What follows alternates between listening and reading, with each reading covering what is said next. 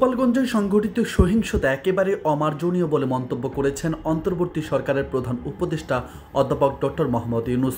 বুধবার গোপালগঞ্জে এনসিপির শান্তিপূর্ণ সমাবেশে হামলার বিষয়ে দেওয়া এক বিবৃতিতে কথা বলেন তিনি। বিবৃতিতে বলা হয়, তরুণ নাগরিকদের তাদের বিপ্লবী আন্দোলন 1 বছর পূর্তি উপলক্ষে শান্তিপূর্ণভাবে সমাবেশ করার অধিকার হরণ করা মৌলিক অধিকার লঙ্ঘনের শামিল। এ ঘটনায় এনসিপির নেতাকর্মী, পুলিশ ও গণমাধ্যমের উপর বর্বরচিত হামলা চালানো হয়েছে, তাদের গাড়ি ভাঙচুর করা হয়েছে। এই ঘটনা কোনোভাবেই প্রশ্রয় দেওয়া হবে না উল্লেখ করে বিবৃতিতে বলা হয়, নিষিদ্ধ ঘোষিত ছাত্রলীগ, আওয়ামী লীগ ও সহযোগী সংগঠনের নেতাকর্মীরা এই ন্যাক্কারজনক ঘটনা ঘটিয়েছে বলে অভিযোগ উঠেছে। এ ঘটনা কোনোভাবেই প্রশ্রয় দেওয়া হবে না। দোষীদের দ্রুত চিহ্নিত করে দৃষ্টান্তমূলক শাস্তির আওতায় আনা হবে। বাংলাদেশের নাগরিকের উপর এমন সহিংসতার কোনো স্থান নেই।